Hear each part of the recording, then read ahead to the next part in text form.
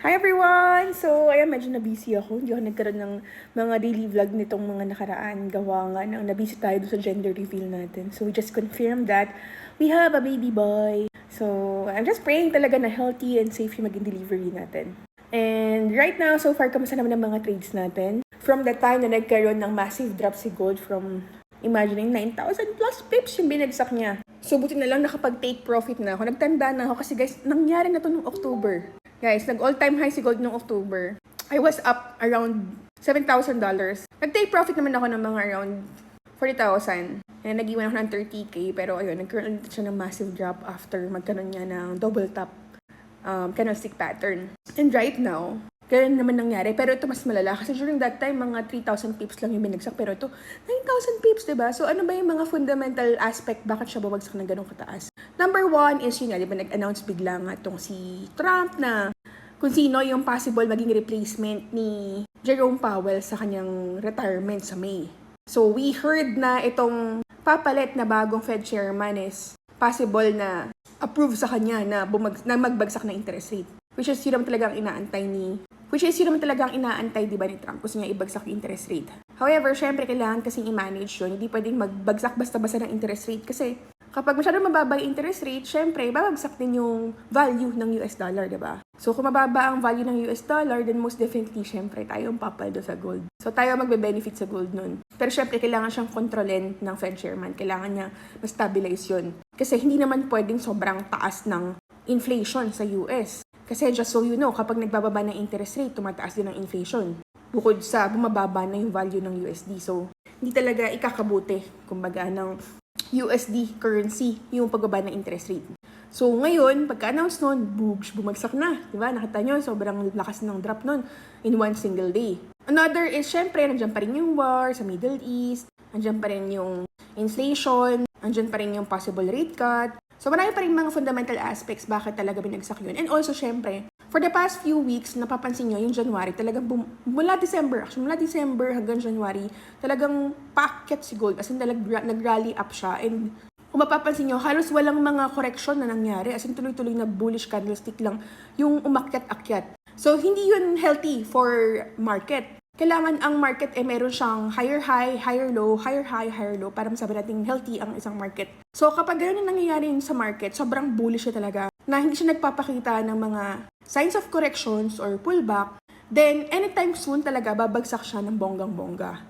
So gumagamit tayo ng Fibonacci extension para malaman natin kung hanggang saan yung possible na price bago siya ma-exhaust and talagang tuluyan siya bumagsak. However, ang nangyari is even yung mga primary golden extension, which is yung ina-expect natin na babagsakan na, or magiging ceiling niya, or magiging resistance niya, binasag pa rin na binasag ni gold. That's why sobrang grabe yung lakas ng bullish during that time. That is why, ngayon, syempre, yung mga investors, nag-aantay na lang talaga sila. Kailan ba natin ito ibabagsak? Kailan ba tayo magbebenta? Kailan ba tayo mag-take profit? So, syempre, yung mga institutions na yan, nag-aantay lang yan kung kailan nila i-take profit yan. Kung kailan nila gusto kunin yung pera na nila, diba? So, during that time, nung last week, nag-start siya Thursday. Nagkaroon tayo ng Thursday ng isang doji na candlestick. We're talking about the technical na ha. And then, come Friday, ayun na, bumagsak na siyang tuloy-tuloy. So, ako, I was expecting during that time na, okay, pabagsak na siya. So, nag-take profit na ako. Actually, Wednesday pala, nag-take profit na ako. Na, I was up around $400,000 during that time. Kinuha ko yung $150,000.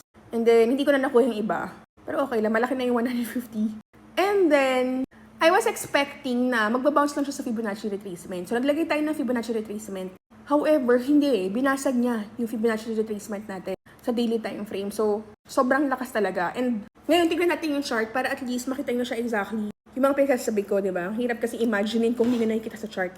So, nandito tayo ngayon sa chart ng gold. And kung mapapansin nyo, gold yan. Nandito tayo sa 4-hour time frame. And nandito yung ating Burj Khalifa na nasa Dubai na pala, no? So, kung sisilipin nyo sa daily time frame, papakita ko sa inyo, ayan, makikita nyo, talagang sobrang bullish niya. Ayan, nakita mo yung mga candlesticks na yan, mga bullish candlestick na yan, na talagang walang correction, di ba?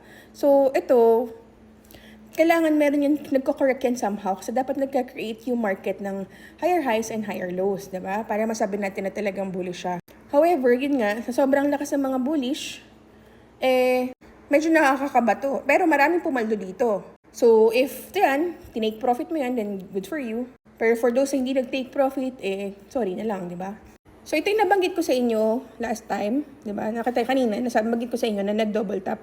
Ayan, nag-double tap si gold. Kasi from bullish din yan, ayan, papansin nyo, bullish din si gold. Packet yan. And then, all of a sudden, nag-create siya ng double tap pattern dito. Ayan. Nag-tap siya dito, and then nag-tap siya dito, and then meron siyang neckline dito. Binrake yung neckline, and then yan, bubagsak na siyang tuluyan. And then, nag-consolidate siya, di ba? And then, come December, ayan, lagyan natin siya ng horizontal line para malaman natin kung kailan niya binrake yung previous na all-time high. So, ito, nagkaroon na ng break dito. Nagkaroon na ng breakout dito. This was December 22, ayan, December 22. O bago mag-Christmas. Ayan, December 22. Bago mag-Christmas, yan, binasag niya na yung previous na all-time high. Ito. Okay? And then, pagtapos niyan, umakita siya ng tuloy-tuloy. Ayan, di ba? Umakita siya ng tuloy-tuloy. So, ito ginagamitin natin to ng Fibonacci retracement para malaman natin kung hanggang siya aakyat. Fibonacci extension pala. So, sa Fibonacci extension, para malaman natin kung hanggang saan yung kanyang possible na resistance, since syempre all-time high yun, lalagay ka lang ng ganito. From swing low, swing high to pullback. Ayan. So, ang hinahanap natin dyan is syempre ito, this one. Ito yung Fibonacci or primary golden extension. So, dito sa primary golden extension, dito natin in-expect na dapat babagsak na yung market and then babalik na siya. Magkakaroon siya ng correction. However, ang nangyari is binasag niya ulit. Nag-react lang siya. Ayan, papansin nyo. Nag-react yung price dito, tapos binasag niya pa rin. So, mapapansin nyo lang, nagre-react lang siya dito sa 2.618, sa 3.618, sa 4.6. Pero grabe, tingnan nyo. Yung buong Fibonacci extension talagang binasag na binasag. Kaya sobrang lakas talaga ng gold during that time, di ba? So, what we are all expecting is syempre magkaroon niya ng massive drop. So, kung mapapansin dito sa daily time frame natin, after niya na magkaroon ng rally up dito, ayan, di ba? Umakit siya dyan. Ang next na pansinin nyo is yung next na candlestick, di ba? Yan. So, that is already a sign na nagkakaroon ng indecisive candle. So, this one, nag-open siya dito sa may taas. Ayan, nag-open yan dito. And then, nag-close yan dito, di ba? Ngayon, ano ba nangyari dito? Nag-open yan dito, bumagsak siya, and then umakyat, then bumagsak, and then nag-close siya dito. Ibig sabihin yan, yung market is already being indecisive. Hindi niya na sure kung saan siya papunta. Kasi imagine niyo from massive up, paakyat talaga siya. Decision niya dyan, paakyat talaga. And then all of a sudden, naging indecisive na siya. Hindi na siya sure kung saan yung magiging direction niya. And then after niyan, saka na siya nagkaroon ng massive drop. So, itong candlestick na to, ito yung pinaka naging crucial dyan na maging decision making mo to take profit already and to close your entries na buy. Ngayon, ang pinaka naging questionable lang kasi dito, hanggang saan kaya ito possible bumagsak? So, ang pwedeng ginagamit kasi dito is Fibonacci retracement. Dito sa Fibonacci retracement, ginagamit natin yan para malaman natin kung hanggang saan siya possible na mag-retrace. So, in this case, ayan, naglagay natin swing low to swing high. So, supposedly, dapat ang bagsak lang yan kung i-respect nga itong Fibonacci retracement, isang hanggang dito yan sa ating golden zone. So, dapat, yan, yung presyo, dito siya babagsak. Magbabounce siya dito, akit siya, bounce, and then akit ulit. Pero hindi yung ganun yung nangyari kasi bumagsak siya ng tuloy-tuloy. So, ang binagsakan niya is itong support natin dito. So, meron tayong support dito. Solid support yan, guys. Ayan, no? Meron tayong solid support dito wherein kung saan nag-consolidate yung price bago siya umakyat. Binalikan niya ng presyo. So, ngayon, pag bounce niya dito, makikita nyo, nagkaroon na siya ng bullish candlesticks dito. Ngayon, coach, pwede na ba ako mag-buy dyan? Actually, for me, yes. Kasi yung mga naging confluences ko dito, ito. Ayan, pakita ko lang sa inyo, guys, ha? Pwede kayong mag-drawing dito ng trend line. Yan, trend line. This is bearish candlestick, diba? Ay, bearish trend line. So, papansin nyo, nire-respect niya itong trend line na to. Kasi nagkaroon siyang touch point dito, touch point dito, touch point dito, touch point dito. And then, all of a sudden, ayan, nagkaroon na siya ng break dito. Pagkatapos na magkaroon ng breakout dito, nagkaroon siya ng retest. And then, ganyan, tuloy-tuloy na siya umakyat. And also, another na confluence ko dito is, after niya mag-bounce sa support, ayan, nag-build siya dito, or nag-print siya dito ng 3 white soldiers. Etong 3 white soldiers na yan, magandang reversal pattern yan, guys. That gives you signal na the bullish are already regaining their power, diba? That is why mapapansin nyo, talaga umakit na siya, ayan o.